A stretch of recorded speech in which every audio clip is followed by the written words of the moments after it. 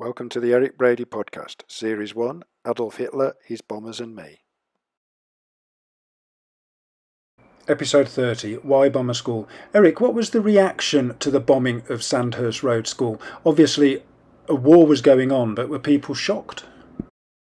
It was regarded as shocking, not only because of the number of children that were killed, and as well as teachers, of course, and the number of injuries, but because the schools were so deliberately targeted. It wasn't that it was accidentally hit in carpet bombing. It was a specific raid, specifically targeting on those schools. And there were two specialist ground attack squadrons, one of which had been based in northern France, the other in southern France.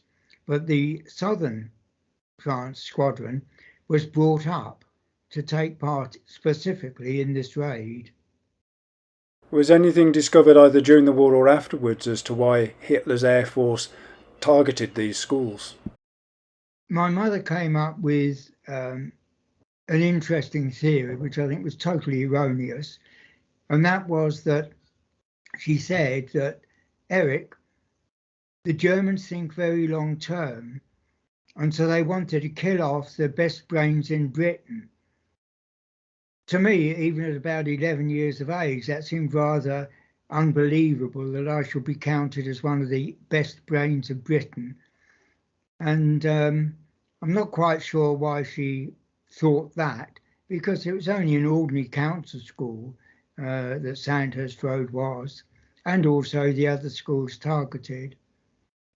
It would seem to me that what happened actually, the reason for targeting the schools there, when central London with Whitehall, 10 Downing Street, the Houses of Parliament, Buckingham Palace, were only about 2-3 minutes at the most flying time, but they just chose to concentrate on those buildings in that area of southeast London.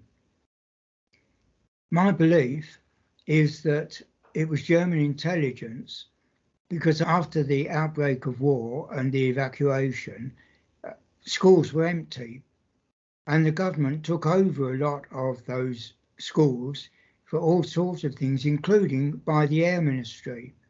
My father-in-law and I were discussing the war one day, and I was telling him about the location of the school and the surrounding area, and he said, I know that because I was a dispatch rider during one part of the war, and I remember that I was delivering plans for the Air Ministry to Sandhurst Road School and a couple of the others. And certainly I've been able to corroborate that various defence forces and RAF people had been there. On the first raid of the major blitz, the Fire Brigade of London had recorded virtually every hit, and they recorded that Sandhurst Road School had an incendiary bomb dropped on it, and that it had destroyed a store for bomb aiming equipment, and also a mess of the RAF people there. My belief is that the reason for targeting those schools in that area was that German intelligence had described those places as government places where forces and design centres were based. But by the time of the raid in 1943, Sandhurst Road was fully occupied with children, and there were no service personnel there at all. And I actually went over pretty much all the school, and there was no trace of them anywhere. The other thing was that when the bombs actually hit the school, out of the many people that came to rescue us, including a detachment of Canadian Army that was stationed a few miles away, came rushing to try and help.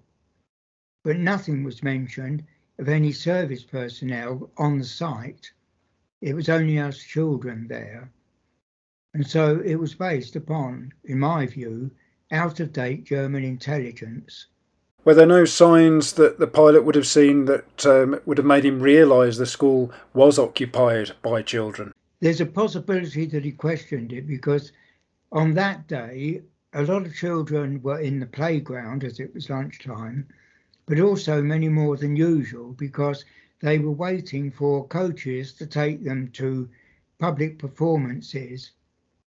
One was of the Midsummer Night's Dream, and the second one I can't remember. So there were lots of children there. What was unusual, according to my mother, with the bombing of Sandhurst Road School was that the pilot went off, came back on a bombing run and did drop the bomb.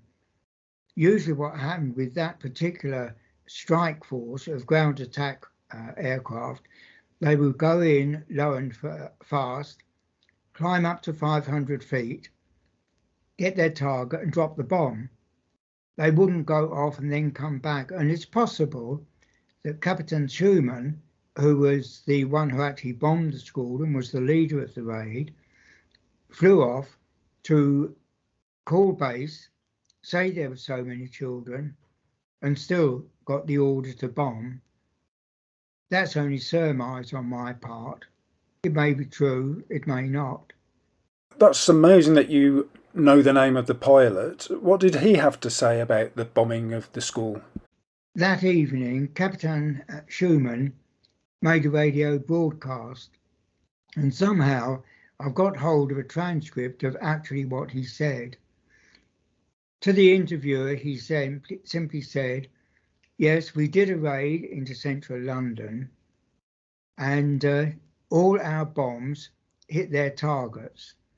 In fact, it was shooting a line, as they used to say, because in fact they only hit one target, Sandhurst Road School.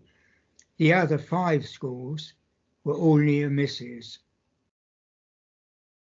To buy your copy of Adolf Hitler, His Bombers and Me to read alongside the series, go to ericbradybooks.co.uk. The Eric Brady podcast can be found on YouTube, podcast services and at ericbrady.blogspot.com.